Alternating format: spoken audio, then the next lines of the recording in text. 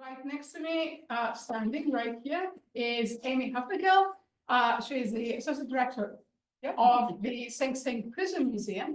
And I am particularly grateful to Amy, who contacted us last year about having the first event on the Bicentenary of Sing Sing here at Justice Quarry. And we went back and forth, and we've been planning this for a long time to find the right people. Some people couldn't come, other people could. We will see how this panel goes. Amy needs to talk to her phone. This is my executive director at the museum. You usually have to talk to them. The executive director is not here. Where shall name him? There's Brent Black. Before I start with anything else, of course I want to thank all the panelists for agreeing to be with us. I will go right to left. Samuel Roberts, who will be the moderator. Samuel teaches at Columbia in the School of Public Health. He is also a historian. Judy Clark. Samuel will actually read the bios of everyone. I'm just naming names. Judy. Not in the bad way, I hope. No. Just checking. I need to keep toes. There's Judy Clark, Lee Bernstein, and Robert Rose the third. Robert is very known him. Robert was my student at Sing Sing many years ago. I want to thank everyone at the Heyman Center, obviously. Lindsay Schramm is right here. She makes everything possible. Konstantin Livnos, who is our tech person. Eileen Deluli, who is not here, but she will be the director of the, well, she's not a director. She runs the Heyman Center. And I am Nini Fanugia. I am the academic advisor at the Justice and Education Initiative, and I run this one. I like I that. did thank Anicia Kazakhstanica and Anicia Rodriguez, who is not here, but she will be here. She's downstairs, for hosting us all these years. Amy, do you want to go before I go on with talking a little more about? No, I want you to keep. You want him to keep going? Okay, so I was not going to say much, but right now I'm going to say a little more than I was planning to say, and you will hear the reason. The first time that I went to Sing Sing was 1992. It was to visit the AIDS unit at that time that was operating at Sing Sing. That was the time that I was working at the Fortune Society. We had a lot of people who were actually dying of AIDS at the time, and Sing Sing was the only facility that had an AIDS unit. At the time I was doing an evaluation of the program, of the Sing Sing program for Fortune Society. Fortune Society was running. I met a lot of people there who have since died. But later, when I started teaching there in 2014, I met a lot of people who have come home, thankfully.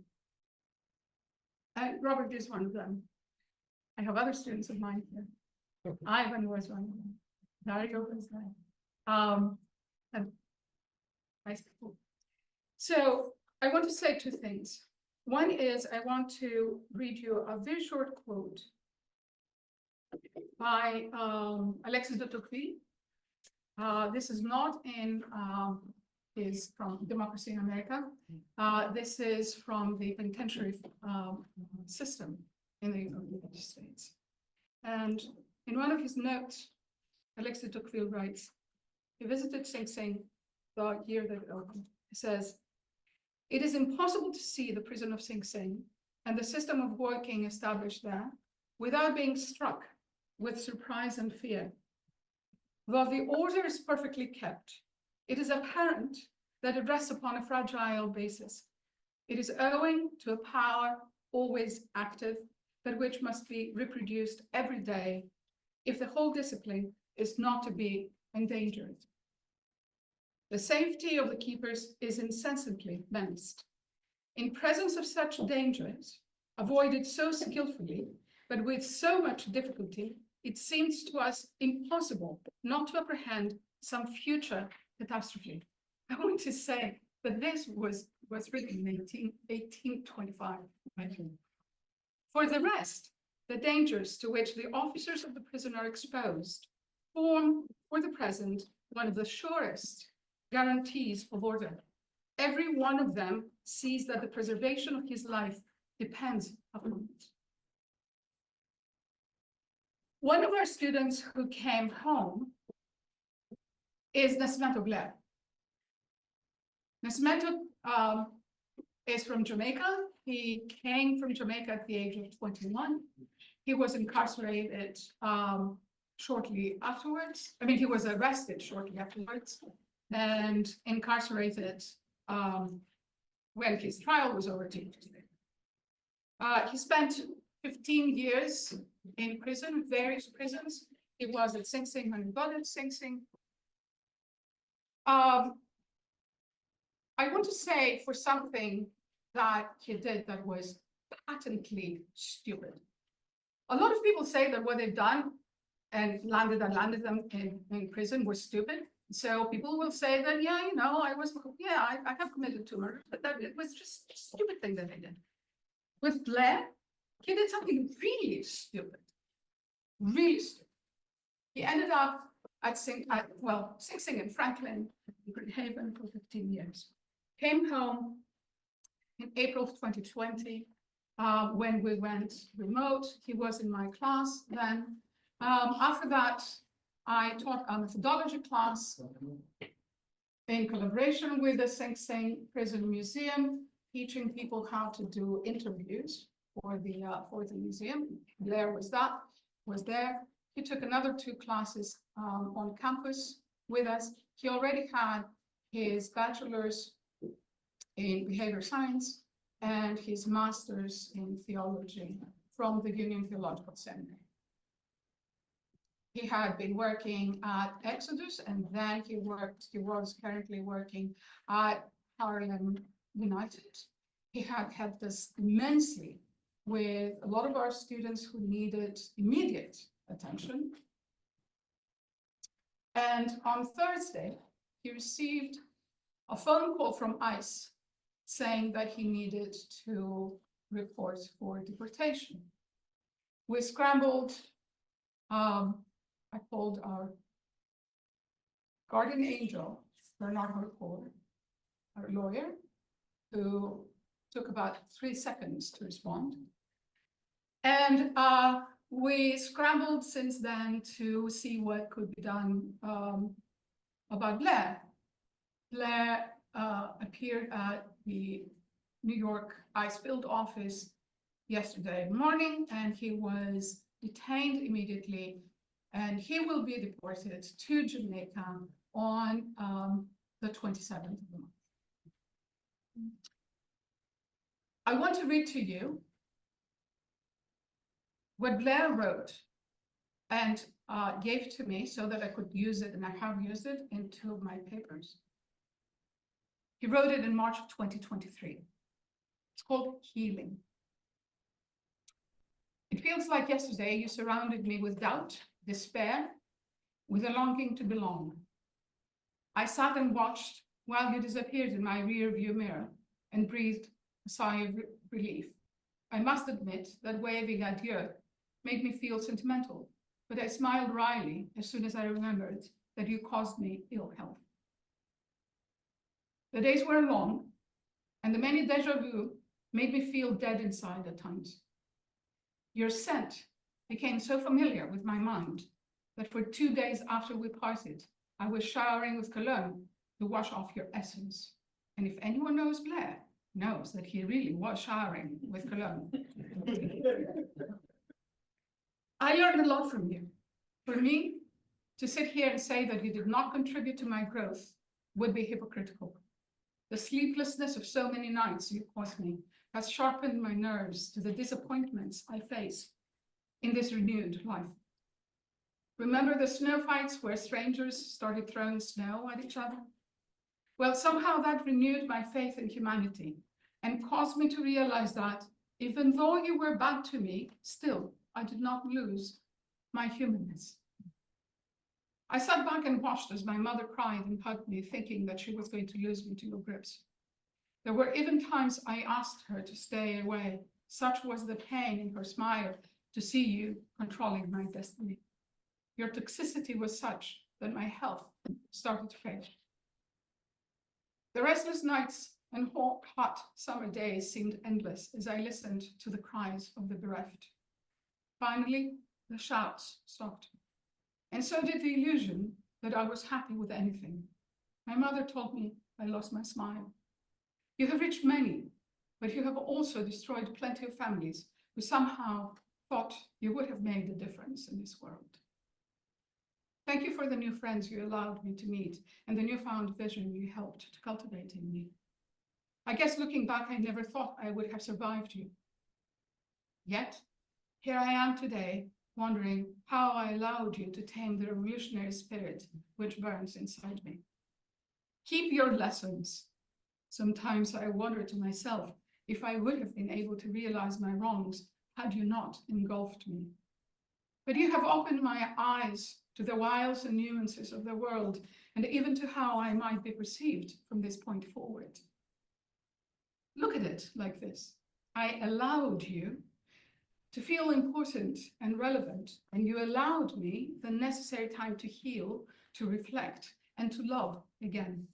The many nights I stood in the cold, trying to numb myself of your reality, have let me feel again what it is to be alive now that we are separated. I refuse to go on too long for what it's worth. I will ensure that there are no revolving doors for my mistakes, because leaving you in my rear view was only the beginning of my forward movement. Now, as you begin to fade from my memories, I hope to find my smile once more, even if I only smile in private when I remember you, Kristen. Okay, wait, hang on.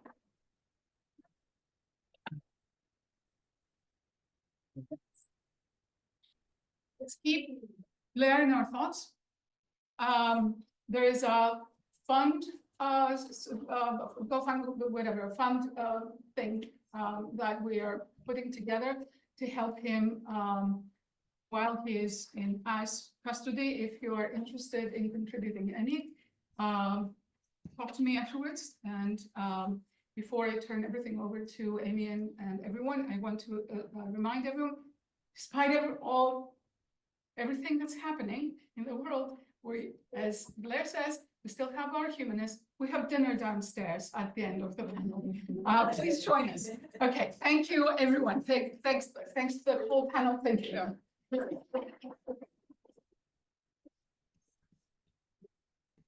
Try to stand behind the Yes, quite all right. Good evening.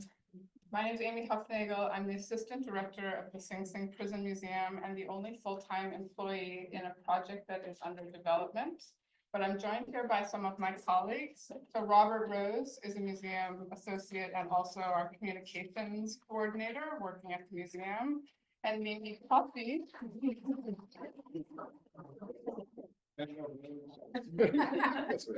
And Mimi Coffey is also in the audience, who is a museum associate working on a range of projects with the museum, as well as our executive director, who is in Washington this evening. So it's a lot of people and a lot of efforts, even though I'm here speaking today. And as a project in development in Austining, we really make it our mission to share the stories of incarceration, both past and present, with the intention of bringing people together to imagine a more just society. So museums as an agent of change, museums as memory keepers, museums as a place and a forum to have broad humanitarian conversations. And it certainly is an honor and a privilege to partner with the Justice and Education Initiative here at Columbia and be part of the Justice Forum. Thank you for all the work everybody did to build this room. And to our online visitors also, thank you for taking time out. You're here with us by name, broadcast here on our board. So the museum has received major funding this year from Lilly Endowment. And the Lilly Endowment has a new initiative to explore the roles of religion in contemporary American life and the way in which it's operating now and historically. So we're one of 33 museums across the United States, funded for 4 years to look in depth at the question of religion and incarceration. And we spent last year doing a range of different planning work projects. And the more we know, the more confounded and complicated the relationship between these two entities becomes for us. So over the next 4 years, we're really going to work on 4 main areas, although more than this, but 4 main areas, which are privileging oral history projects at the center of our collection as a new museum. This is the thing we want to collect the most, and these primary voices will drive every other thing that we do inside the museum. We're also launching new walking tours along the Hudson that talk about the deep history of crime and punishment and mass incarceration. We piloted them last fall. They're going to launch in April, and you can come and go on these tours. I think it's going to be pretty illuminating to the public. We're doing programming and exhibitions as the museum stage opens starting this year and for the next 3 years. And this grant also enables us to hire and work with, over the 4-year period, hundreds of justice impacted people to be involved in the narrative of the museum. So this work is central, and the voices of those with direct experience is central to the work. So tonight's program emerged when Penny talked about me calling a year ago. It was like, it's the 200th anniversary and people are using the word celebration. And I'm like, really not okay with that. Why would we celebrate the birth of the penitentiary in the United States? And then we're like, oh, we'll commemorate it. And that felt kind of celebratory too. You know, how do you start to look backwards at a 200-year history and mark it in a way while also problematizing and being really as open humanitarian and humanist and humanities-based thinking as possible. And it was 200 years ago that 100 incarcerated men arrived in Ossining to build their own penitentiary, right, as forced labor and really enslaved labor. And there's 200 years of memory in that building, in that site. And I believe that memory has the potential to build understanding and to build a complex web around a memory that can be a building block for more complicated ideas starting to get formed that exceed, say, popular culture or statistics or other ways in which the general public understands the system that they subsidize with their tax dollars. So tonight, let's cross disciplines, let's cross decades, and let's explore how religion is part of the solution, but also part of the problem inside our carceral systems.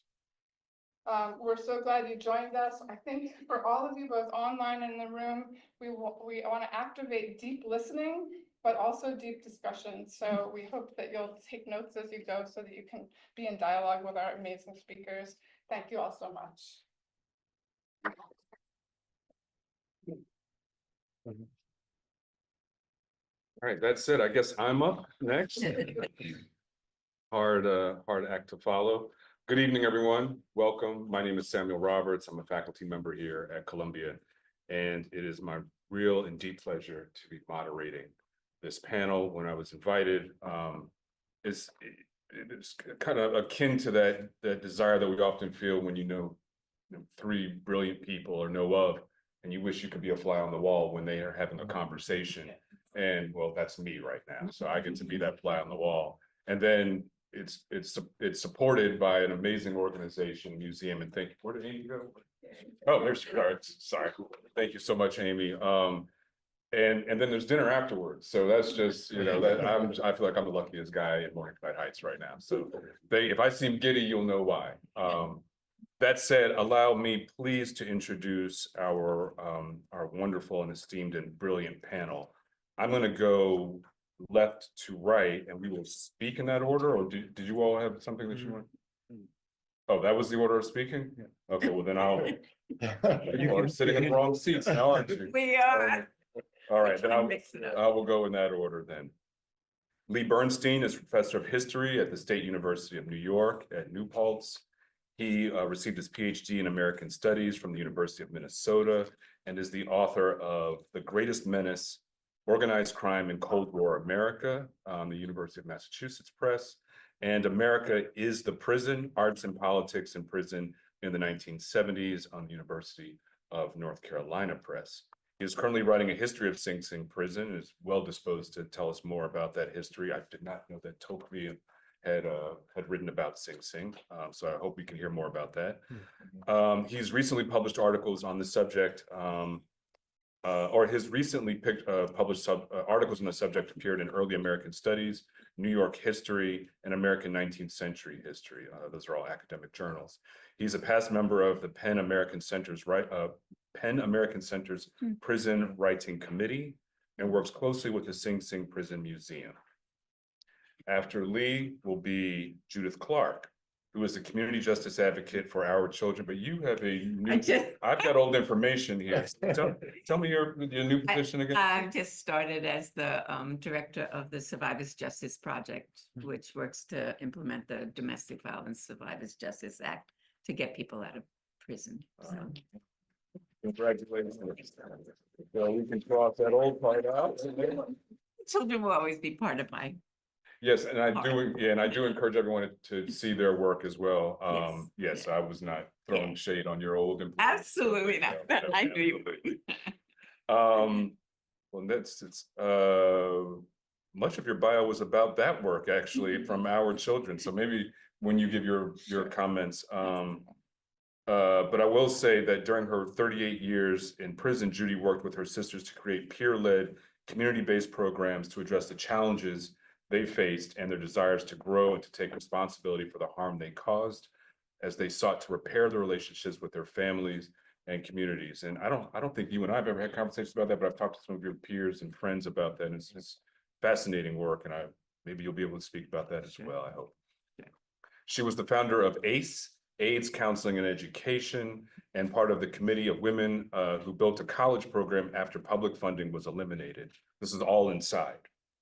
Working in the Children's Center, she helped develop programs for mothers to sustain bonds with their children and mentored new mothers living in the prison nursery. She's the senior advisor for the Women in Justice Project and on the advisory boards of the Survivors Justice. Well, now she's the executive director, so we can amend that. Her poetry and writings have appeared among other places in the New Yorker, 0 to 3, and the Prison Journal. So please welcome me.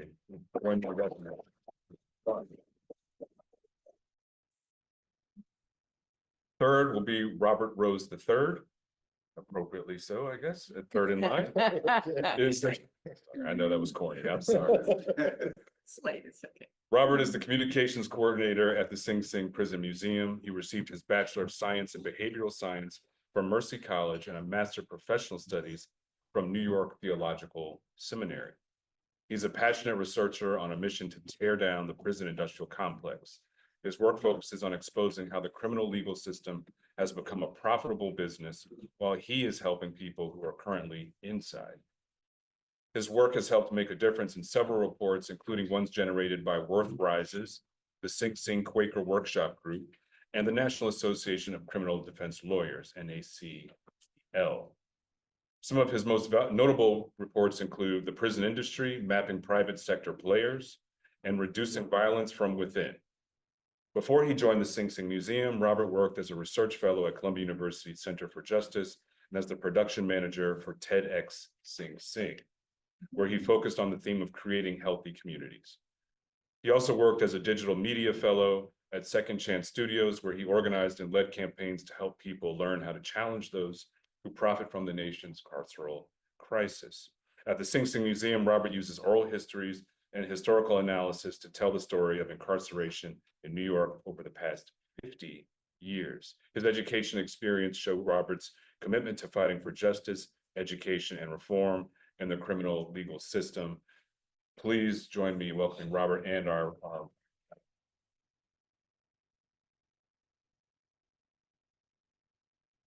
with that, Lee, Yeah. please take it away. So I'm going to talk about Quakers today too. Okay.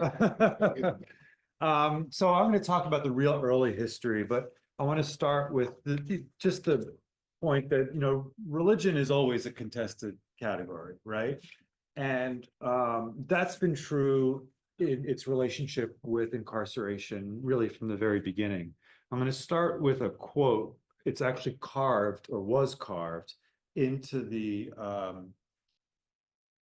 stone above the doorway to the penitentiary house that was built in New Jersey in 1798 in Trenton, New Jersey. It was built on the model of Walnut Street, a sort of Quaker project. New York had Newgate, which was similar kind of vintage.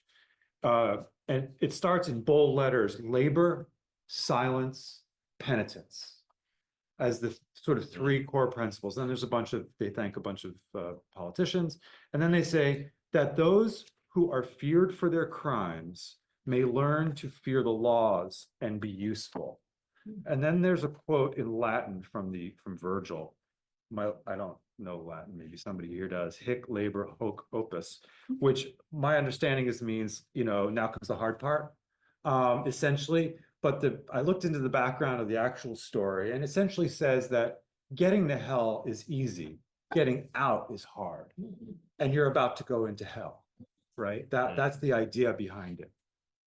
So clearly, you know, there's a lot going on there: penitence, but also forced labor as a route to penitence.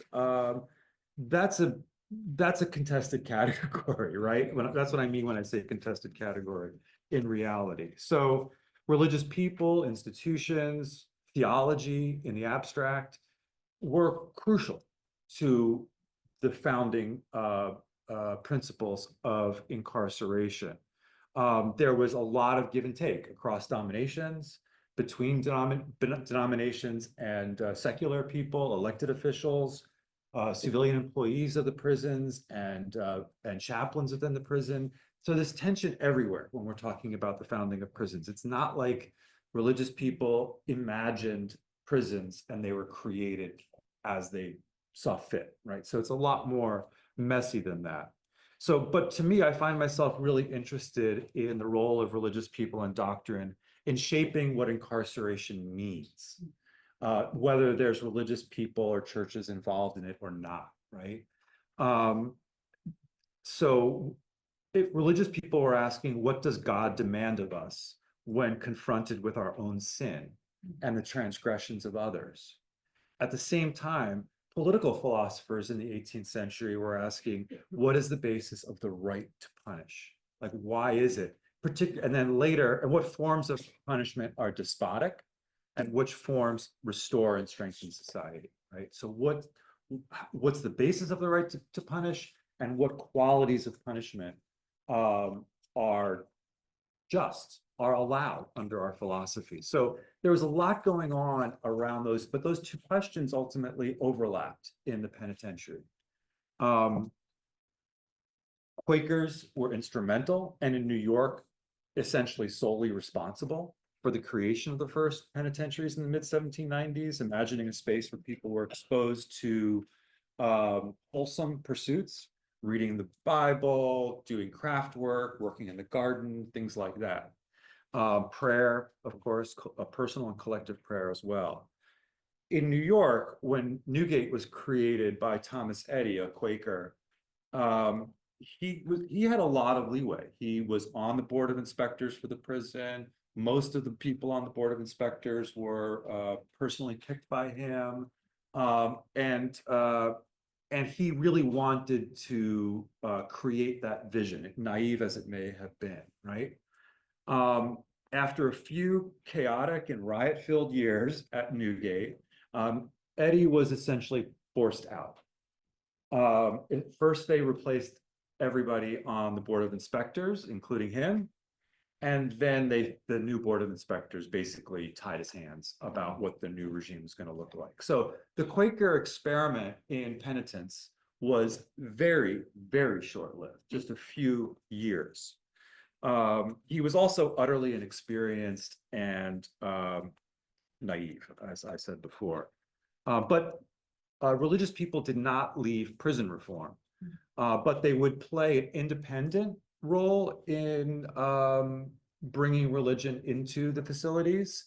No longer would they have the responsibility for running them and designing the regime that was going on inside.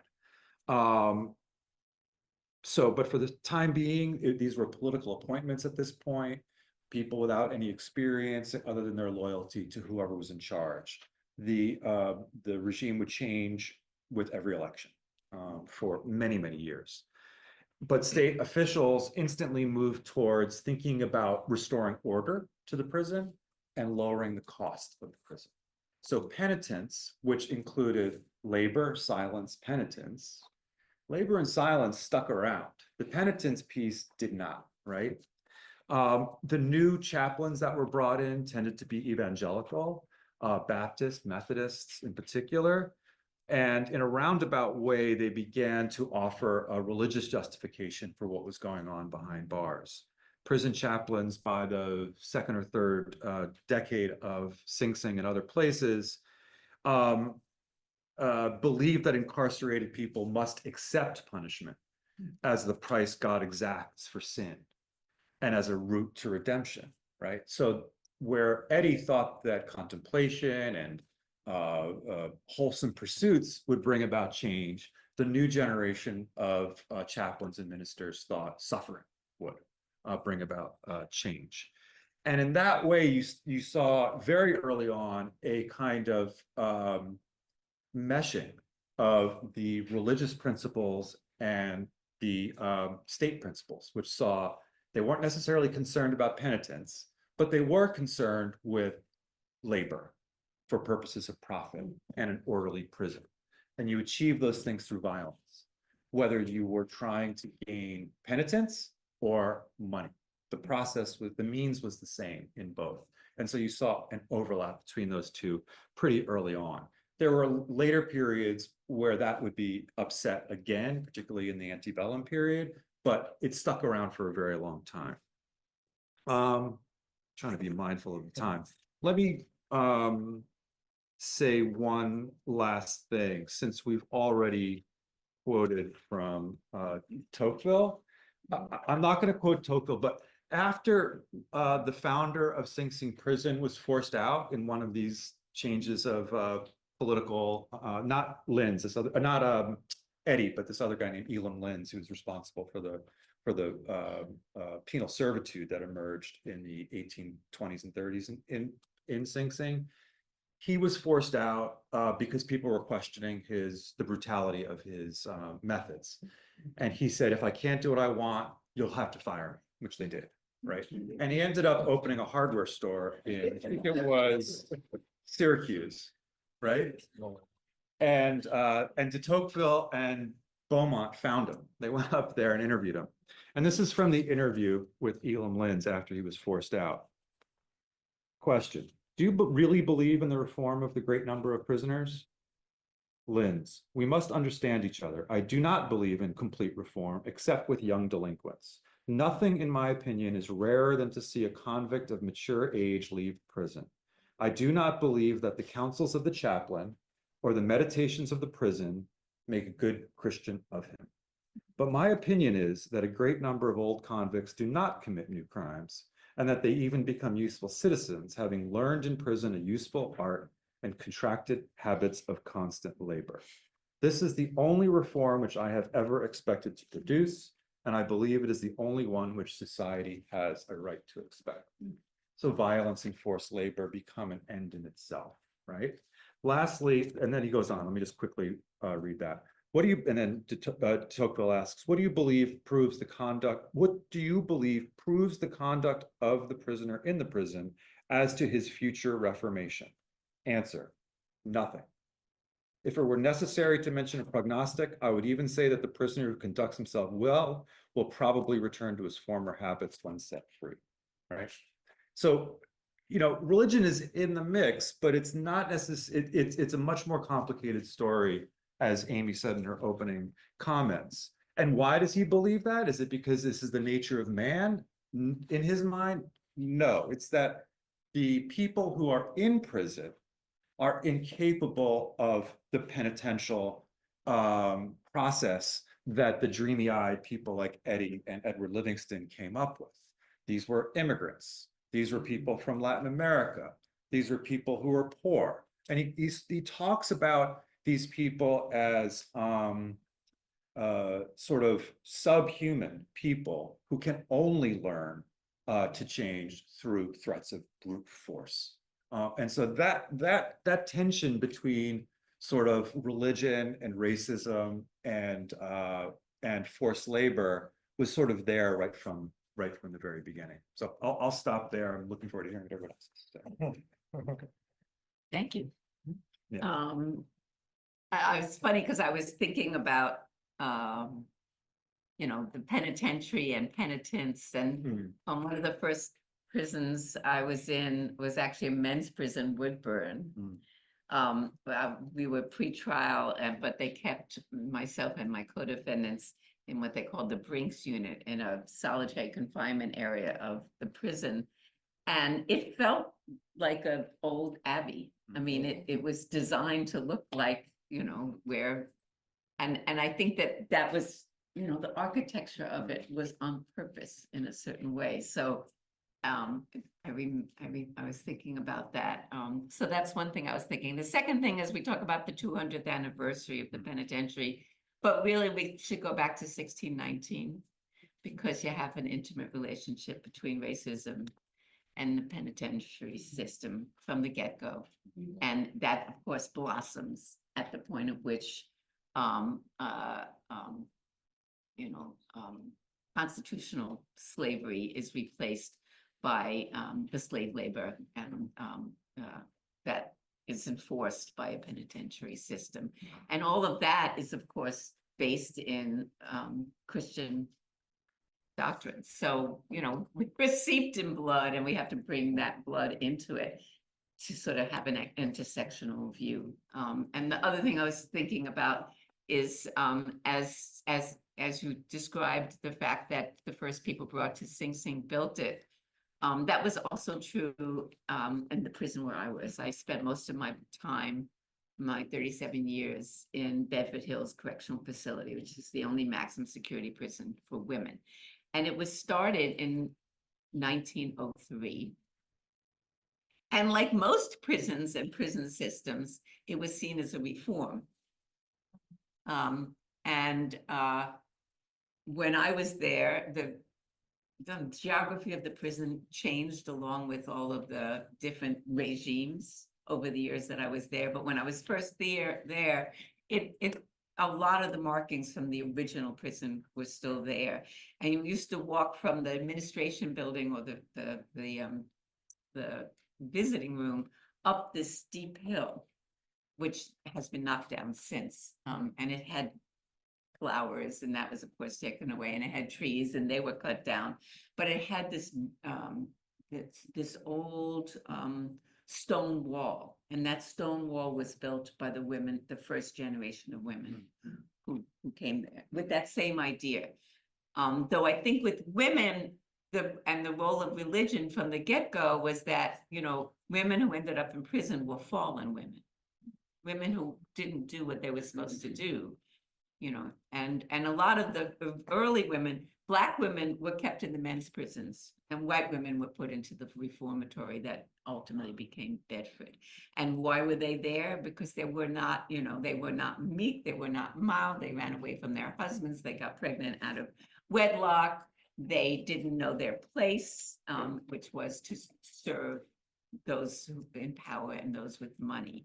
And so the role of religion had a particular form of enforcing a clear position about subservience. And when I got to Bedford, which was long after that, but still, but in 1983, I remember that the largest congregation in the prison was the Christian congregation. The largest number of people who went to it were Black women, and it was led by a white man. And almost all of his sermons every Sunday was about homosexuality. And so the role of organized religion was there from the get-go.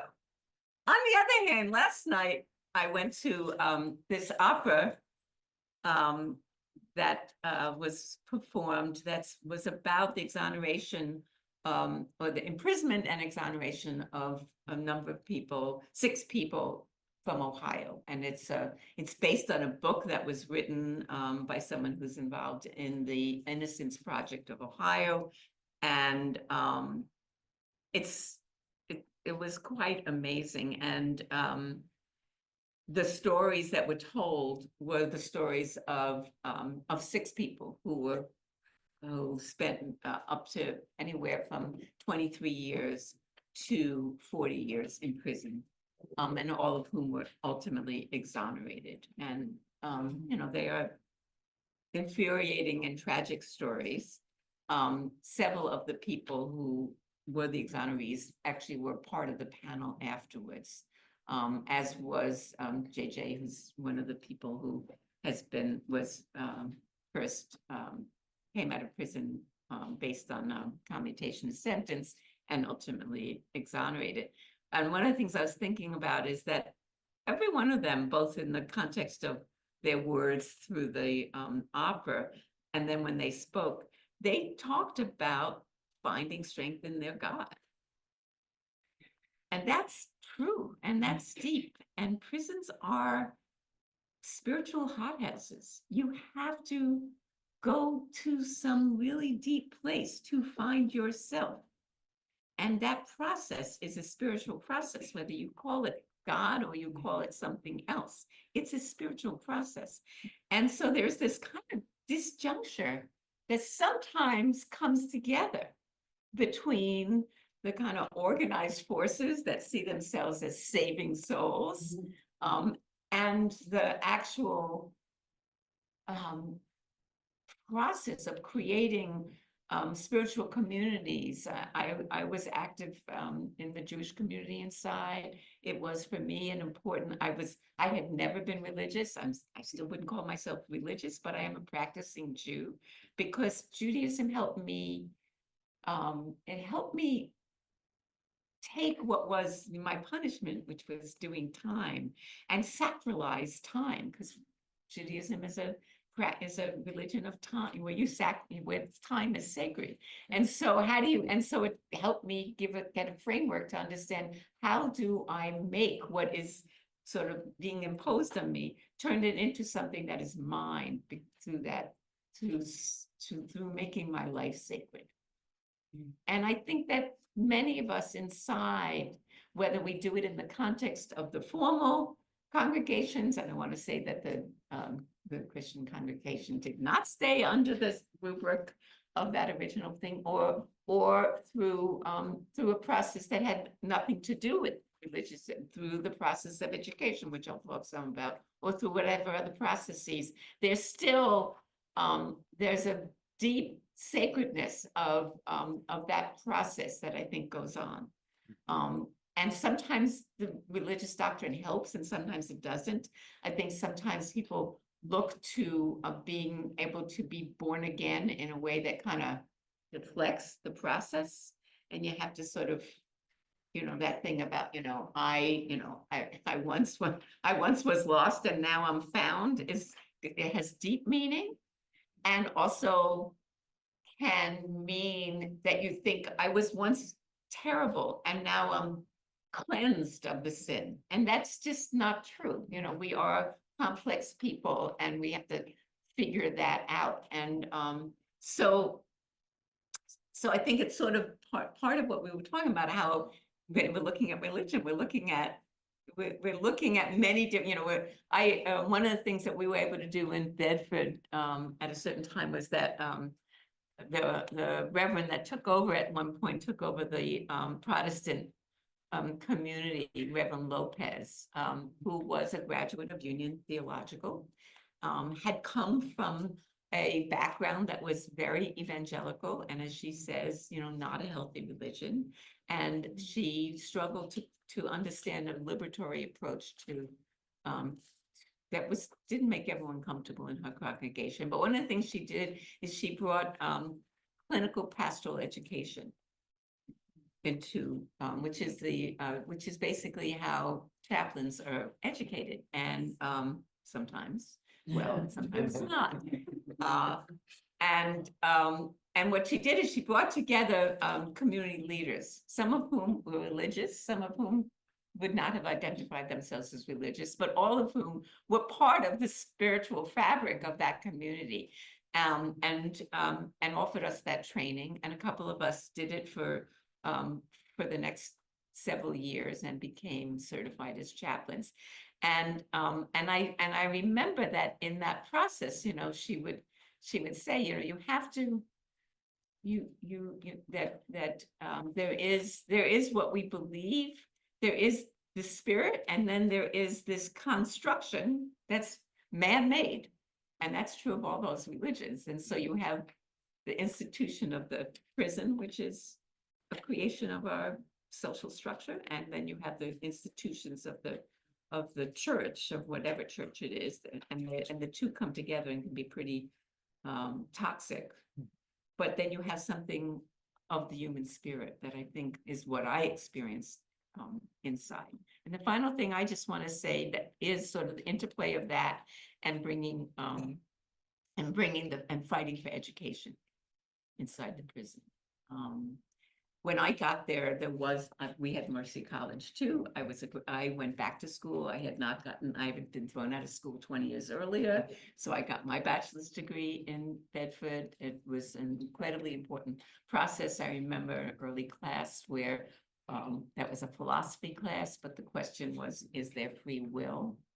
And we sort of framed the question as saying, we don't necessarily have the freedom to define our circumstances, but we always have the freedom about how we want to face those circumstances. And that became my motto, and in a certain way was my religion, you know, which I got out of a class. And then that program, which educated so many of us, was shut down because of the 1984 Omnibus Crime Bill. Not forwarded by Republicans, but by Democrat Clinton. Let's remember that. And then reinforced by Republican Pataki. So funds were taken away, and we created a committee and brought together some of us who had been organizers forever and with community organizers inside, and some of us who were people who said, my friend Aisha came to me and said, I am not doing 25 years and not getting an education in the process. We have to bring college back. And we did bring back college.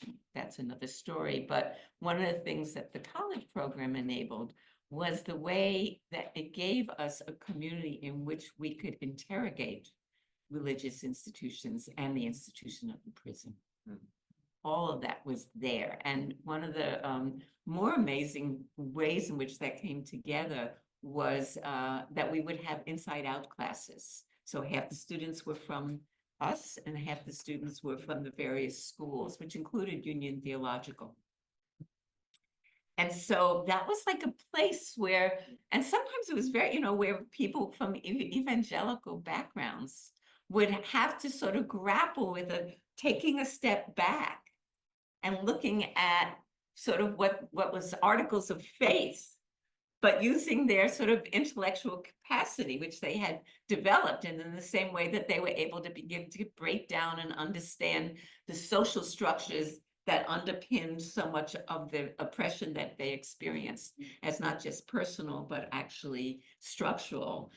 The same thing that they began to be able to interrogate their own sort of religious experience and the difference between the institutions of religion and their own spiritual journeys. And at the same time, they were able to bring to the students at Union, or the students from Columbia that came up there, a way of understanding that there's this really intimate, that you have to have, that education has to go deep. It has to not just be rhetoric. It has to go deep. And through that, come out of it with something that means that you carry with you, that your education is not yours to then, go about making whatever way you can, but has to be a commitment to a community. And I think that the two, that it helped to build an interplay of that both strengthen the community basis of the religious institutions in the prison, and at the same time also brought an ability to have that conversation of looking at issues of race, faith, what's man-made and what's of the spirit, all into it. And I think that it enlivened and allowed larger, allowed a lot of ecumenical work together, and an amazing experience that really made a difference in my life. So I'll stop there. Oh, thank you. Robert? I think, man, it's kind of interesting that Lee said everything I was gonna say as well as you did.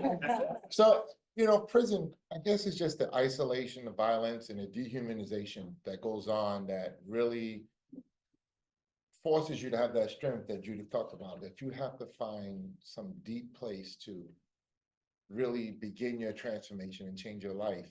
And I was looking at my notes. I said, like, why was it Quakerism for me? Then I started thinking about George Fox and that inner light that you have to find, and that solace to change your life in the most dehumanizing situations, to really get that inner peace.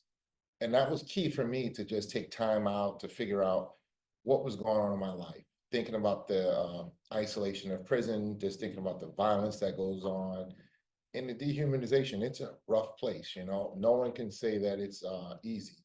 It's designed to tear you down every time you move up. And that took me away from, I guess what we could say, traditional religions, because I always saw that, yeah, you can go to church and it uplifts you one minute, but then the next minute they want to punish you for something. So my thing was move away from that type of religion, and that's why I was Quakers. And then I had a habit of reading Howard Thurman, and he wasn't a Quaker himself though, but he talked about peace and social justice. So I think that's what got me on the radical thing, to just do things and fight. And that's why I do the things I do now, like research and fighting the system, because that's what I like, because prison, you face systematic oppression all the time. It's always something that comes up, and that's what I wanted to stay away from that. And then I shift over to John Woolman, which focuses on personal growth and social justice again. So those are things that I thought were key throughout my time, and that's all based upon some of the Quaker stuff that we talked about earlier. Lee mentioned it with the penance and just sit there and do nothing, but that's what Quaker worship is. When you go to worship, you sit in silence, you just sit there and wait till you feel something to say. Now though, people just talk all the time, so it's very little silence, Is that true? Yeah, people always got something to say. So the silence is not, it takes away what you want, so it's like you go to meeting and you sit there, someone talks, someone sings a song, someone does something else. You're like, man, I thought I was gonna get an hour of peace, but it's not there, so it's different out here. So it's really different. And Interesting. and for me, I think it's just the sanctuary of peace, and just get that inner feeling, because in prison, you want to get out. Everyone wants to get out. But it's, I think Judith mentioned community. That's what you want. I think the focus of change is changing yourself and helping change the community that you're returning to. You just can't come out the same thing you went in, because if you do, no one wants you. No one wants you to be next to them. You know, that's, no one wants that. We don't want that, because we know, we often talked about it inside prisons, like, would you want this guy to live next door to you? And you would say no. And some guys, yeah, they're cool. But you think about those things, you know, and so then if we could think about that, what do you think your community's thinking about? So, you know, you really have to change yourself while you're on the inside to become something, you know, not just, you know, talk. And oftentimes you get a lot of talk, and you got to move beyond that. And that's what we focused on. I guess it's just the compassionate activism that I got from my religion, and not the traditional doctrine where someone's telling me what to do, when to do it. You know, get on your knees, stand up, say this, come here, drink the wine, do this. That wasn't my thing, you know, so I like I guess the looseness of what you get with, you know, Quakers, you know, you might be sitting next to a person that's I guess a Jehovah Witness, a Muslim, somebody else in a Quaker meeting. They all come with their own stuff, but they're all there too. So you can learn. So that's what I got from that. It was really cool. And it's just, religion just gives you that path toward that resilience and just hope and redemption. And that's what we all focused on, just getting that redemption, changing our lives around and coming back, you know, something better, not the same thing. Because you mentioned that's what the guy thought. Everyone's going to go there and be the same old thing, but it's not true. You know, 20 years, you change. You're not the same person after 20 years, 38 years, you're definitely not the same person. You know, a lot changes. I guess in one day, something changes. The first day they slam that gate and walk by, stuff changed. You know, for me, I know it did. I don't know for other people, but for me, a whole lot changed. When they slammed that gate, a lot changed. And I knew I had to get serious about a lot of things.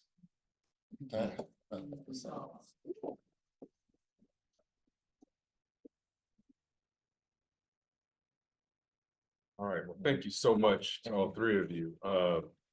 That is not where I thought we were going. I guess we're going to talk about religion tonight. I'm fine with that. I'm actually a preacher's kid, which means I'm very critical of religion. We either become preachers or the biggest sinners you'll ever meet. So, any case, a question does come to mind though, and I think given all of your statements, personal, reflective, and academic as well, I think you all are well positioned to put some insights on it.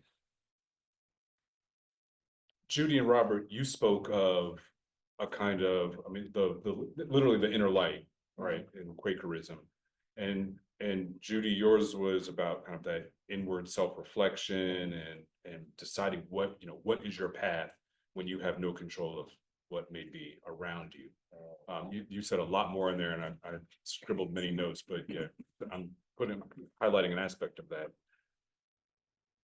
And then Lee, your take, now granted some 150, nearly 200 years ago, was, also an organized religion, which had nothing to do with that, really. I mean, by the 1850s, we've got, work and punishment will set you free. That's all there is. So I guess I wanted to ask you your thoughts on, and I'm not asking you to bash organized religion. Far from that. That would just be, juvenile anyway. But where do you see organized religion, as, doing the righteous thing, so to speak? And I'm alluding, and within Christianity, for example, there is right now that kind of civil war between the evangelicals, who basically somehow joined the Trump wing, and then the more, the Union Theological Seminary variety, and the more liberal. So what are your thoughts on that, or if you have any engagements with that? I mean, I think that I would see, I saw sort of that battle go on in the actual, and it was a complex battle, depending on, it was sort of like we also had changes in regime in the various congregations and depending on who came in, what they saw their role. I think the other thing that I would say is that over the years, the Department of Corrections decided to get much more involved in controlling the religious communities and who got to lead those communities, both in terms of like how much there could be indigenous people from within the prison that played a major role, and how much how much latitude they had to do that. So there was a time when we had, as I said, in the Christian community, which played a role beyond its own specific congregations, just because it was the largest community. You had people that would come in from outside who would definitely preach the hell and damnation of, everything from homosexuality to disobedience to most anything. And then you had, I remember when Reverend Lopez took over, she blessed a same-sex relationship and scandalized the whole community. But she was making a point when she did that, and it burst open a large debate. I also remember when, on the other hand, sometimes you'd have socially conservative people as chaplains of the various congregations, but politically they also enabled like most of the Martin Luther King Day celebrations would happen in the sacred spaces, and Black, there would be like, they would become a space for ecumenical and celebrations. We actually used we had amazing nuns in various roles inside who used that sort of, meekness of being nun to do a lot of things that no one else could have pulled off. So, I think that and as I said, I actually think it was after 9/11 that there started to be much more repressive control over all of the role of the chaplains, and really was repression against the Muslim communities, and a real just a sense that they were going to be there to foment terrorism, quite, and so all of a sudden, all sorts of stuff that all the chaplains used to do. I mean, people go to the chaplain's office because that's the only place, if they can't get to the children's center, it's the chaplain's office they go to be able to get a hold of their families. And then all of a sudden, the chaplains are getting in trouble for doing things that they've been doing for 20 years. So I think that that's the sort of way in which small little ways that a lot of the issues get contested about use the cloak to help people be able to survive and thrive in that situation, versus trying to bring in a regime of rule and order to justify the powers that be. I would just add one quick thing, like you talked about the crime bill, the Biden Clinton crime bill.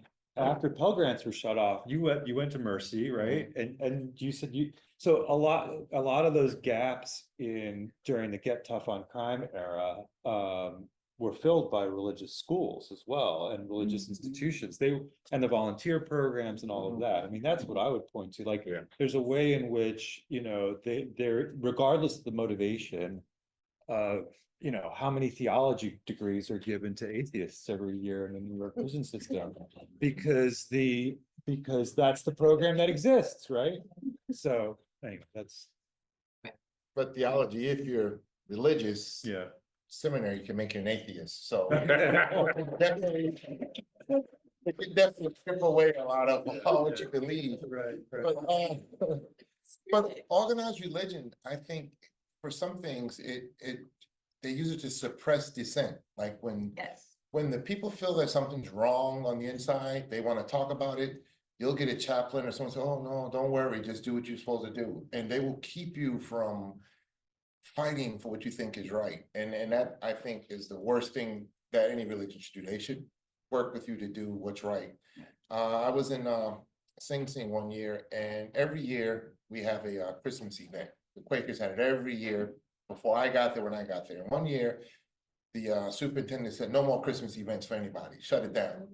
So I said, what is wrong with this guy? He said, no Christmas, no nothing. So I wrote a bunch of letters out to a bunch of people for them to call the prison and make noise. And then they kept calling. And then they came to me and said, hey, can you tell these people to stop calling here? You guys are gonna get the Christmas stuff. But it was just his way of just being angry and nasty, just to shut something down.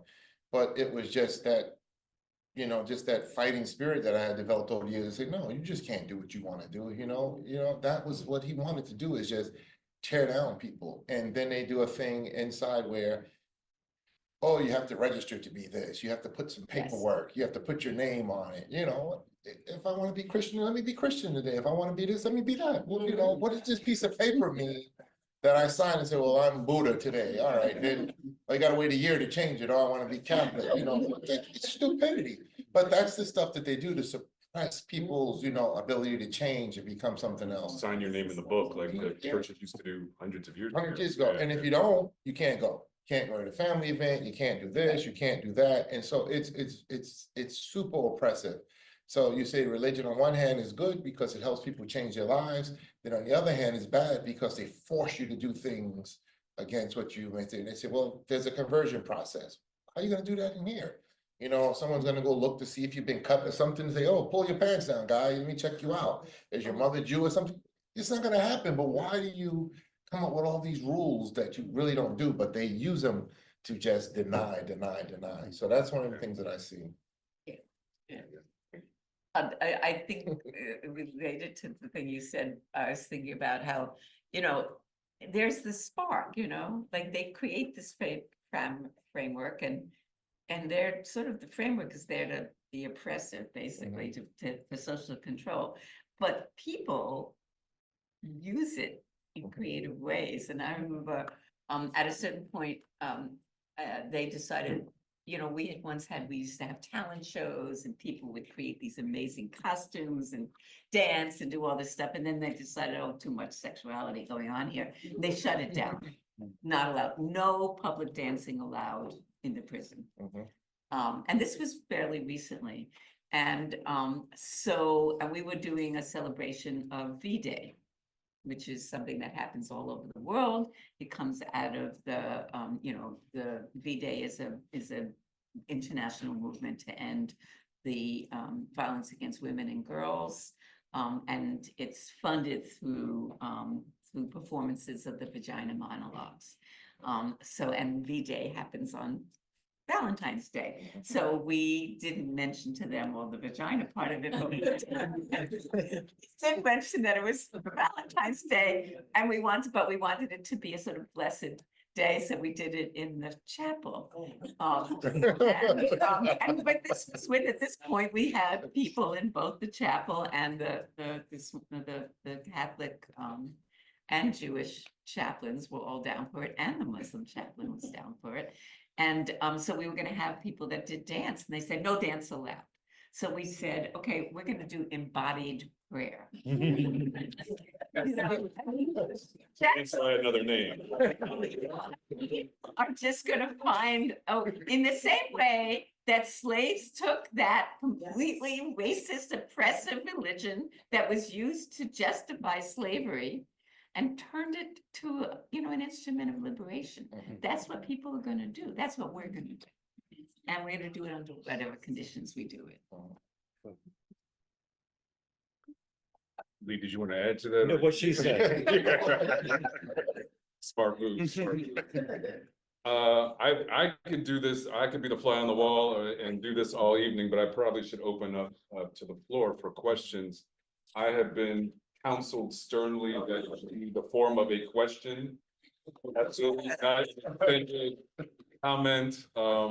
If your sentence can't be ended with a question mark, it's probably not a question, what I've been told to announce. So that said, do we have any? I'm gonna piggyback on your question, but for maybe Mr. Lee can answer it. When we talk about the institution and the religion becoming a business, right? Like, or structured, as I've seen, I'm also just as impacted. And I'm like, damn, this looks more like a business. I gotta pay for a cross. There's certain things that the government controls as well, at least for the feds. I know for the state, it's the same thing. You know, when the imam, when the certain priest comes in, it's all controlled. When did that shift come, right? Because when you said it became this religious thing, when it comes to let's incarcerate them and make them pray, right? But when did it come structured, like structured with the state and the government? Okay, so Nice. it varies a lot from place to place, you know, prisons or the state penitentiaries were very different from state to state. And so I'll answer in a very general way. So for most of the first, say, 50 or 60 years that Sing Sing was around, a private organization, evangelical organization called the Boston Prison Discipline Society or something like that, paid the salary of the chaplain, raised the money for the chapel on Sing Sing's grounds, and visited the prison on a regular basis. So it was both within the prison, but also relatively independent of the prison. And that sounds a little bit like what Judy was describing about the chaplains and the nuns. Kind of, they're in that space and they need to conform to some degree, and there's consequences if they don't, but they're also answering to a different power, so to speak. And so I think that created some tension within the institution really from the beginning. But for the most part, at least during the early history, the religious institutions were not, after that Quaker period, were not sort of overseen by the prison itself, almost from the beginning.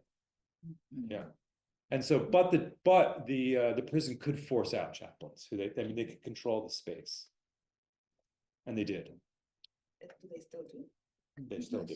And they still do. Heavy, too. Thank you for that question. Are there others? And can I ask you to pass the microphone to the gentleman? Sure will. Thank you, please. Go ahead, Daddy. I don't need a microphone. That's what the people are saying. Yes. Okay. You didn't really speak about this, but I wanted to ask because it's really relevant to how Sing Sing came about, or the Sing Sing model came about. And that's as an evolution of the Eastern model and then the Auburn model of prison.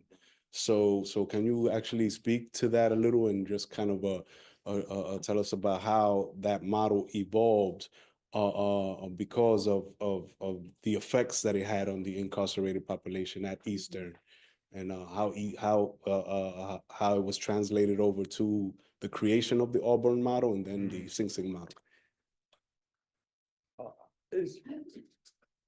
Well, I mean, it'd be helpful to sort of think about it as a series of experiments in a rapidly changing historical moment. Like, they were trying lots of different things. The one that ended up lasting the longest, from say 1820s to the 1890s, was contractual penal servitude, right? Was essentially state slavery, where the punishment was to work for either private contractors or state-owned industries for profit that would be returned to the taxpayers of New York to offset the cost of incarceration and actually return money to the treasury as opposed to cost money, which the earlier religious-based system was expensive, and it was costing a lot of money to do it that way. They didn't work under the earlier model, the Newgate and Walnut Street model, but it's more handiwork, not like industrial work. So that the evolution, the sort of what eventually emerges in Sing Sing is this contractual penal servitude, right? That came about after experiments with 24/7 isolation, where there were high suicide rates, there were high rates of mental health issues. that just didn't work. And that was a product of classification and segregation. So some prisoners would get the model of collective work and silence. Others would get 24/7 isolation, right? And so that's what was done at Auburn as a sort of intermediary between those two modes. So it was a series of experiments. Architecture, I was really interested in what you were saying, plays a huge role because these structures, some of them are still standing. Auburn's still there, right? And still has people incarcerated in it today. 17, something like that, it was built. So, I mean, they don't go away, but so you're locked into a particular structure. And so that makes it hard for them to change it as well. But there is an evolution that goes on, but it's a lot of experimentation. Most of those experiments go wrong. And so that brings a period of reform, and then that goes wrong. And then a regime change, either on the state level or at the institutional level. So I think we make a lot of noise about Eastern or the Pennsylvania model versus the Auburn or Sing Sing model, but there is no model. They kind of are just making it up as they go along for most of it. At the core is this money-making operation that emerges. The agent of the prison oversees the finances and the contracts. He uses violence to ensure contractors that they will get the labor that they're paying for. That's the thing that's consistent through that entire 70-year period between 1820 and 1890. We're gonna keep passing the cola nut around there. 2 rows. Thank you, guys. Bobby Rose, I got a question for you, man. What advice would you give young folks who are presently incarcerated on how to deal with the institutional betrayal that poses as religious practices inside the institutions? How do they handle that? Because, you know, people very often go there for salvation, for whatever, for peace, to change their lives around.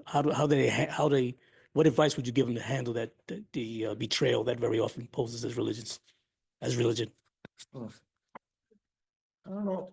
I wouldn't say, how do you handle it? You have to, each individual have to figure it out on their own. I guess what I did, I had to go in and figure out what best suited me and not the religion of my mom and dad or my grandparents. I had to look for what best worked for me and what helped me make it through each day.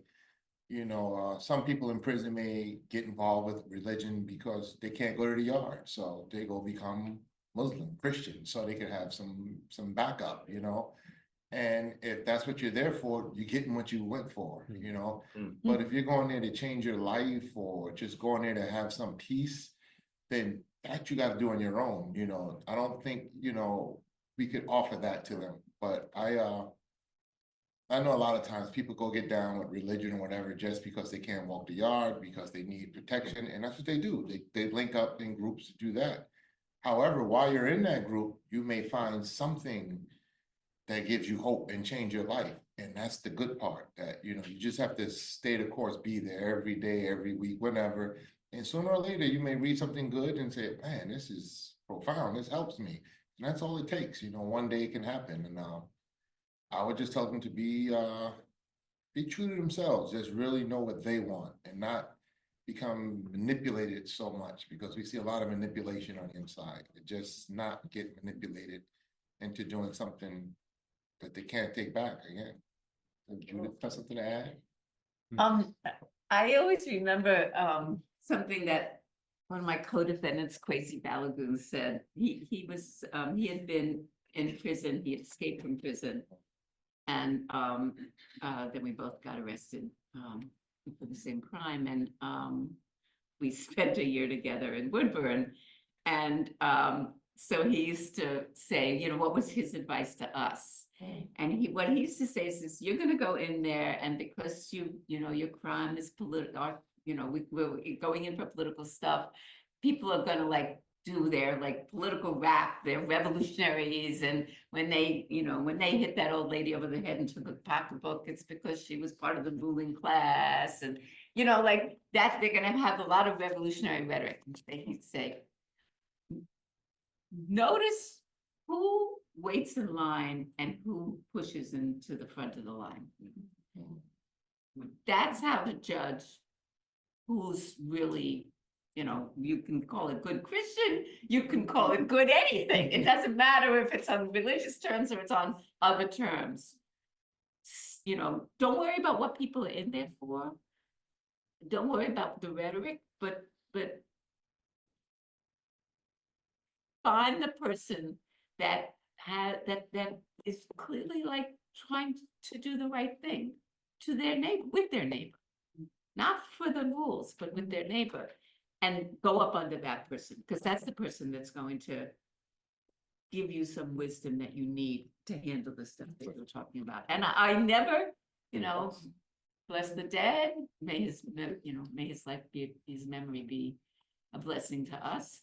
I always remember that, and I always tried to both be that person that didn't go in line and used to fuss with the youngsters that did try to come in line and say, excuse me.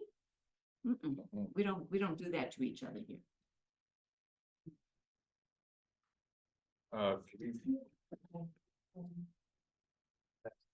And then this gentleman here. So my question is, haven't fully thought it out, but for folks that are on the outside, right? Like, and for me personally, I've been looking at the Red Onion prison situation in Virginia, and we're seeing these people who are killing themselves or threatening their lives purposely because our enslavement institution is not wonderful, right? What is it that we can do from the outside to help those who are inside, if there's anything? Like, I feel like we see these headlines and we see these people who need assistance and who need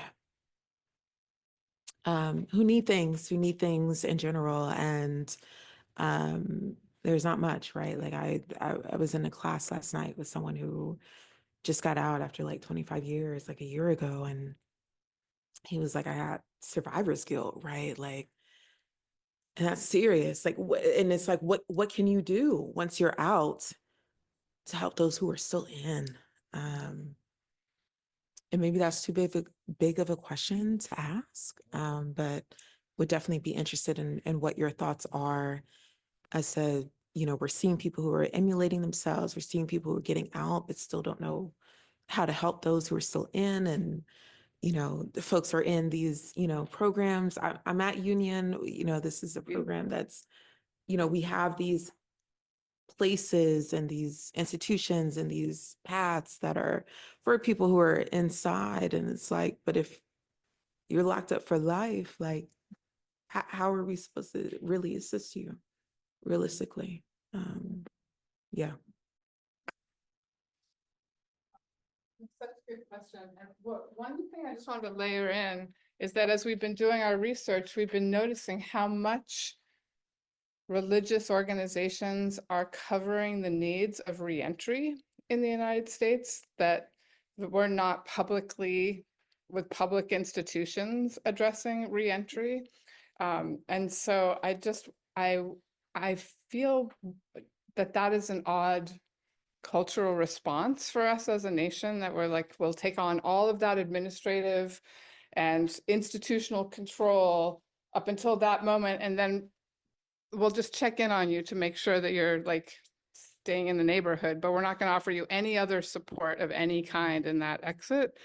And so I just wanted to mention how much of a role religious organizations play at that moment. You want to say anything? I think, When you exited. yeah, I guess, yeah, I think, if you're religious, you read in the Bible that you should visit the prisons and hospitals, people should go. People should go just for the public, just to see what's going on in there, because it, more eyes keep people honest sometimes, when you, like Sing Sing is close to the city, so a lot of people go there, a lot of volunteers, probably 400 or 500 volunteers come in that place, so it's a lot of eyes, so they keep it kind of easy. They don't do too much. Then if you go way up, Dannemora somewhere, Attica, you might have 100 volunteers and they do a lot of things, you know, people get killed. We watched a video, the guy get beat to death in there. You know, they did that with impunity, they didn't care. You know, and they had on body cameras, and if, what happens in places where they don't have body cameras, you have to imagine that, you know. When you're in the SHU or something, when they, you know, I was there, and they'll just flood your cell out, they'll put a water hose on the back of the thing and just let water run through your thing 3-4 days, and you're like, that's the kind of torture, the psychological torture that goes on in there. But if you don't have people from the outside coming in, maybe a chaplain or something, to tell your story, to protect you, you keep getting violated. You know, they turn your toilet water off, so now you're in this spot with no toilet, no sink. These are the kind of things that go on that you need people from the outside to try to stop. Yeah, they have agencies that say, oh, we do this, but they just write reports, and every year the report comes out. Maybe 4 years later, you'll get a copy of it, but people have been punished in 60 months past since these people came and gave you a little stupid survey. And they are, unfortunately, they have organizations that are allowed by the state to do this, and they're the only one that can do it. And all they do is write reports. And every year they'll send in boxes of reports that's, you know, 60 months old. Stuff has changed, you know, new administration, but it's crap. But when you have volunteers and people that come in and take that information out that night and surreptitiously get it out to the media and stuff, that's what changes a lot of the stuff. So even if it's religion or just, you know, a regular volunteer going in, it's just go in and see what's going on and talk to families when they leave from the visit, and just believe people when they say, I'm being abused in here, I'm being tortured. Most of the time we complain that someone beat us or something, so, oh, unfounded, officer says you didn't do it. But now when you see it on video, you start saying, whoa, this guy wasn't lying. You know, they're laughing, they're playing, they're having a good time. You know, but that's what, you know, just go in and just, you know, be, like you said, be the fly on the wall, and then come out and tell it, you know, tell that story. I totally agree. And I think there was a woman who worked in the chaplain's office, and she eventually got walked out because she did an unauthorized group. But while she was there, she realized exactly what you did, which is that people, and this is in Bedford, where, as you, like Sing Sing, it's close to the city, there's more things happening. But you have women's prisons are notorious for having empty visiting rooms. Unlike, you know, the men's prisons, the visiting room is filled with wives and children, and in the women's visiting room, grandma comes, you know, once a month to bring the kids, the grandkids there. But that, so she went to all the local synagogues and churches, and started a program called Woman to Woman. And Woman to Woman transformed our visiting room. They asked, you know, she was still inside at the time. They didn't know she was doing it. It's an unofficial program. It's not through the prison. And it's all legal. I mean, it's, you know, they train people to understand the difference between sort of becoming someone, you know, of being a friendly visitor, and what that means, what the expectations, what the boundaries need to be. And then from us, they would get the names of people who didn't get visitors. And it just made an enormous difference, just an enormous. So that's one thing I want to say, because I really think that interaction is really true. The other thing I want to say is that people have gotten out now, and there is a vibrant advocacy community on the street. There's people here that are part of that advocacy community. And we're trying to transform the system through reforms that are fueled by a liberatory vision. Let me leave it at that.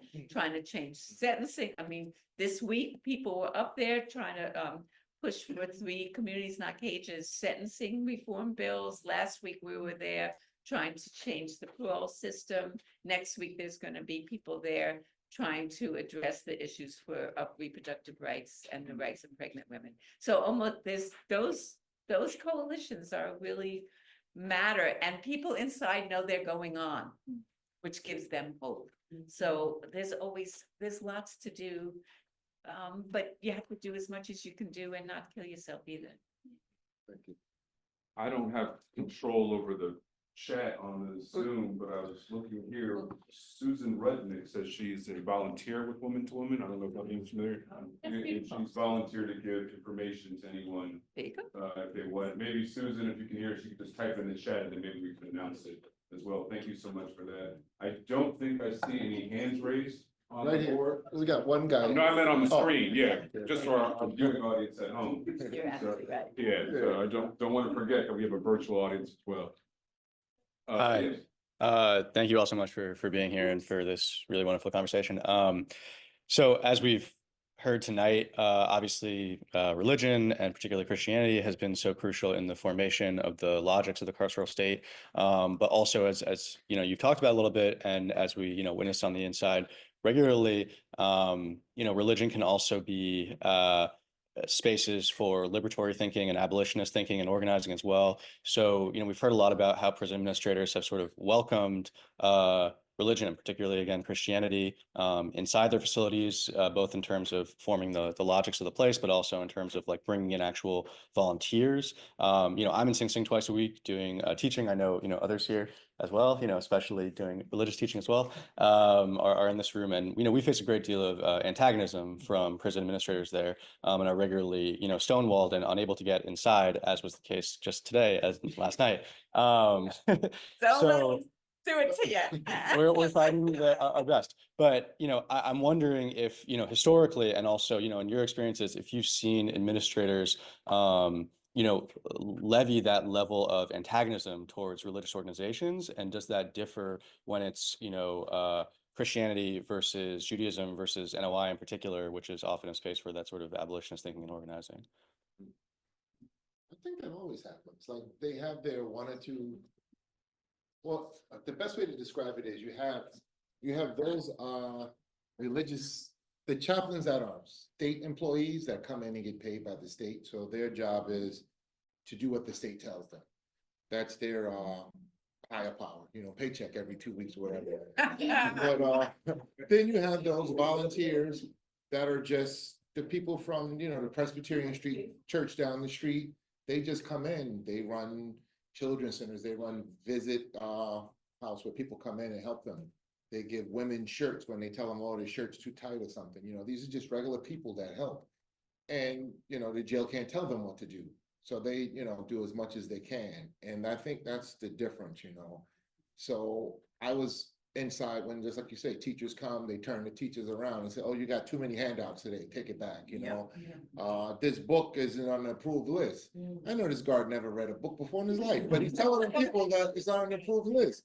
And so those are the things, you know, those are the things that goes on that you have to deal with, you know. And you know, I had an anthropology class and the teacher gave us a big stack of books like this. And we just kept reading all these books.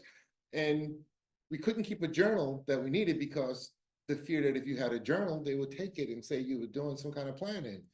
But we still did what we had to do in the class. And I read tons of stuff.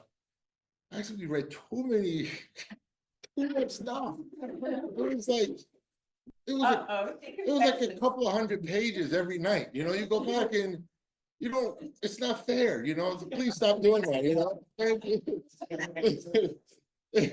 That's what it is. You know, you want teachers to give it to you and help you. And I applaud you guys for going in and trying to help out and teach, because it helps, you know. It really helps guys. It gives them motivation, and women to know that they're getting something out of it. You know, they're not just wasting their time, that they're taking something home tangible. You know, they could take that degree home, that information home. They're not just taking home a piece of paper, say report down here on Tuesday. You know, they're taking something home that they could be proud of, that their family could be proud of, and even help, you know, their children and stuff do the right thing too. Because when kids see the parent doing the right thing, they tend to start doing the right thing. So, you know, I thank you for that. You know, that's a lot of good stuff to go in and help people. No, I hear you. I hats off. And it also is, you know, prisons are supposed to be these enclosed worlds, and when they are enclosed worlds, then the sickest kinds of religious dynamics go on, and the sickest kinds of control mechanisms go on. But people, the border crossers, like the teachers, they bring the outside in and they bring the inside out. And it plays an incredibly critical role. It changes it brings, opens up the windows, and they can't stop that if they, unless, they tried when they shut down the colleges, but we found our way. So we're always going to take that little sliver and we're going to open it and open it and open it. But the sliver wouldn't be there unless folks like you guys went in. The gentleman in the back row. Chris, I'm not gonna be more than 3 minutes. Now, listen, my name is Mike. You think you got me, I commend you. You still have your faculties. You got me by 3 years. I just got out of the feds, 34 years. Come the end of February. What I want to say is there's a lot of things that I'm in disagreement with you all, but there's a lot of things I concur with because there's two sides. When I went in, I'm a British Jamaican Jew. Okay, you don't understand the island now. When I went in, you all American call it voodoo, we call it opium, right? I'm in the drug game. I'm paying these people different things to do. My grandmother in Jamaica is 85% is Christian, 15% was Catholic, and 5% was Rasta. So although I was dealing with this and I'm dealing in a large amount, I never gave my soul. As soon as I got arrested, because the religion thing, I was telling him, I don't want to ask you because I'm tossing and turning here because I feel I need to explain this because you all are reading from statistics. I'm a living proof. I found when I was locked up, they was trying to give me capital punishment charges. So I'm isolated. A charge fell in Washington, D.C. President Reagan and Oliver North has a part of my case. I went in the military at 16. Now, that's another story. What I'm saying is when I'm locked down, I'm worrying, I'm fearing. So now the book card go by. What you got reading? I get the Bible. I end up reading the Bible. What isolation does, it gives you that solace where you now can meditate indirectly. And by doing that, there was no distractions. I can understand the Bible where I'm reading now, I'm understanding a lot of things. To move on fast, yes, they have different denominations. The feds is run by tribalism and territorialism. People join different things, yes. For protections, people join different things. The only thing that allow a dude to leave a gang is religion. Only Latin King don't allow them to do it. Now, to go with what you all are saying, understand this, in the prison, like you said, the Quakers, when religion was first, the jails was first built in Pennsylvania, it was supposed to be a rehabilitation, if I'm right, correct me if I'm wrong. And I don't think it was more than 6 months a man was supposed to have. But as they go on, and like you said, the labor, it becomes a monetary thing, because this is a $1 billion business to this day. The chaplains, yes, they come in. And my peers, let's look at it both sides, because I'm hearing you all giving it once.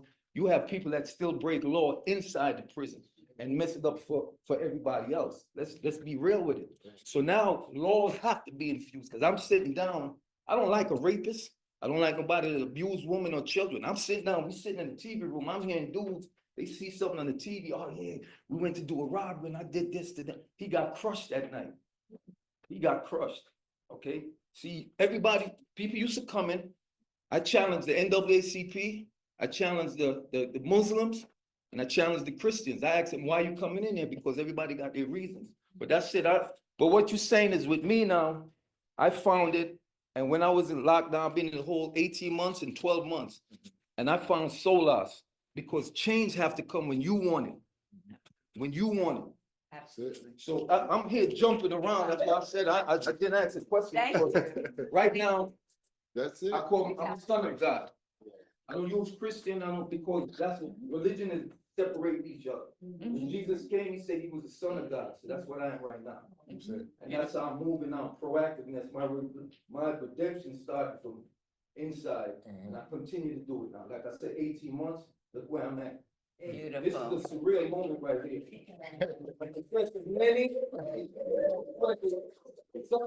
This man right here, this man right here.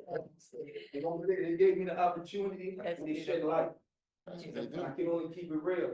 That's what they I do. spoke at the $16 billion Gateway program in North New Jersey for the Second Chance Act, because the Second Chance Act is a reflection, and I'm also a paralegal inadvertently fighting my case. So the Second Chance Act is is an amendment off of the First Step Act. And it's supposed to be for people like us that was pre-incarcerated. Yeah. Like I said, I'm sorry, I went more than 5. Good, good.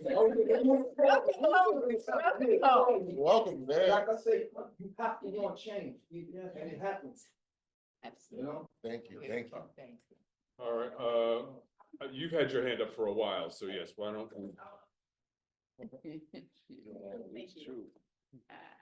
Hi, thank you. This is so exciting. I mean, it's not really all exciting, but you know what I mean. So I'm a researcher, so yeah. So I develop programs in public health, and I've been doing this for 10 years. And I'm asking a real raw question because I'm like a frontline worker, a small business owner, very little capital, like so that kind of frontline work. And there's so much pushback, like when you walk into a school that predominantly has children have already been incarcerated, or you trying to do this public health research, and you see the results, but the funding is not there. And I'm not a nonprofit, I'm a for-profit business, and I would no way work for free, nor does a student get motivated by a starving entrepreneur, you know, to want to do better. What advice do you give people who are creating public health programs? Because I have a lot of colleagues who we are on the front line creating public health programs in a different way, not under the radar of institutions, but we're doing it solo, grassroots, like community gardens we built without Grow NYC. 2 of them shut down, you know, just how do you give the message to the people, to the everyday people who may be getting incarcerated? Like I'm a 4th generation New Yorker, grew up in the Bronx, and my life could be very different right now. You know, my parents didn't send me. And I wanted to bring up this about religion, the question, add to that, when you're creating these programs, because religion always does come up in young people, and in my specialty is middle school and seniors. So in the Department of Aging, so that's where I work best, like middle school, you know. But anyway, religion comes up with passion, and it's always linked, I know this may sound weird, to mental health.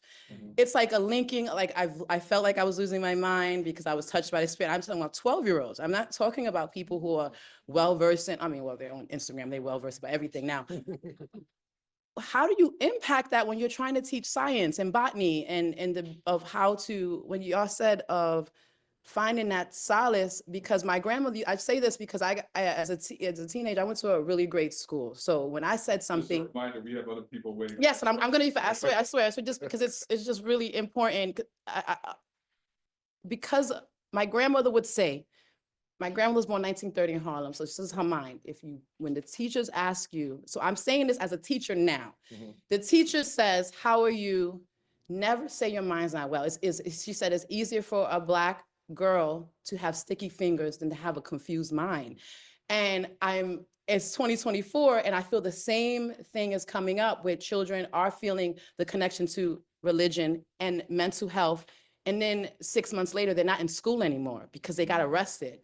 Where is the middle ground that you would give to people who are creating these programs that are getting into the schools, but the children are struggling a lot in these days with their mental health, and if it's Jesus, if it's religion, and it causes them to make decisions that I know they normally wouldn't if they were getting the support there. So that's where we found where change is not coming. So if you would give us advice, that would be great. And I'm finally, thank you.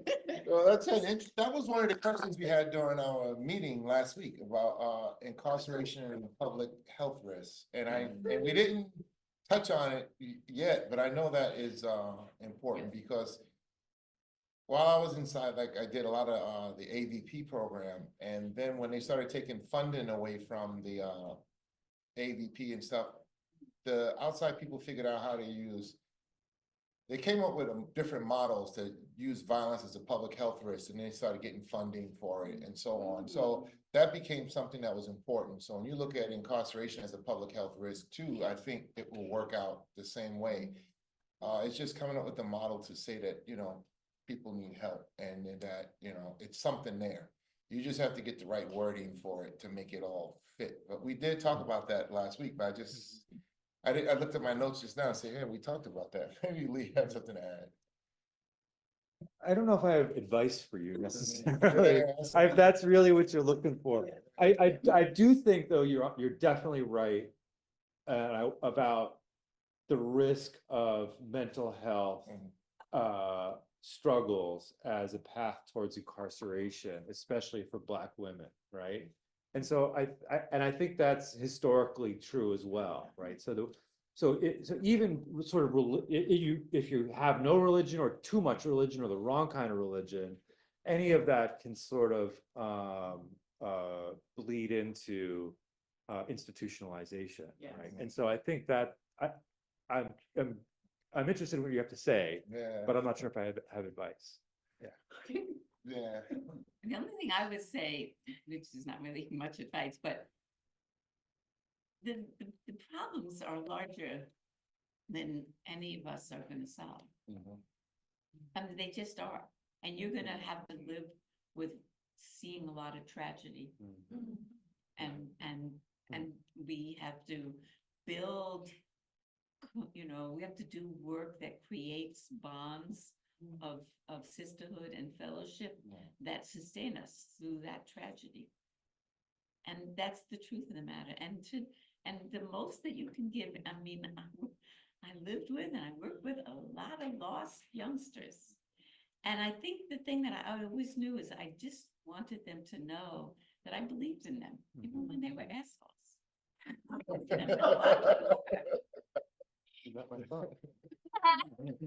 So I think that's probably what you could give them. And you have to figure out how to have enough to sustain you through that. Can I say one thing? One thing. When I came out 4 months out, I went to the Bourbon County Jail on my own before my paperwork came up when I was broke. Young gangbanger, 16 years old. He looking at first degree robbery, first degree. My daughter's friend said, I went in there and I talked to them. And I asked them. They said there's a void between the young and the old. They said we don't trust adults. You got adults that's goofy. If you're not, you can talk, everybody can sit here and talk it with your actions, they watch. I went to a community thing in Harlem.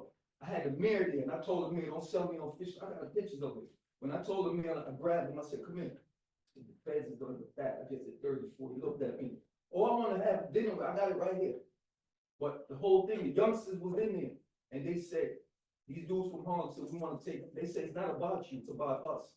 Because my 6-year-old, my 10 grandkids, 14 is the oldest and 6. And what I do, I watch how they do this right here with the computer. I'm still learning this. I had to pay my lollipop fine, so I tell them, don't tell nobody. It's embarrassing. But I talk to them. Matter of fact, stay tuned. My 8-year-old is going to interview me. I turn on many interviews with reputable dudes. I'm not going to put their names out there. I'm going to have my 8-year-old interview me. It's not going to be on camera. That's getting ready to come out. Okay. Of course. And then I'm going to go ahead and tell my story. You understand? But you have to deal with them. They're young people. Look at the youngsters. They're young people. You got to respect them. They know when you're faking.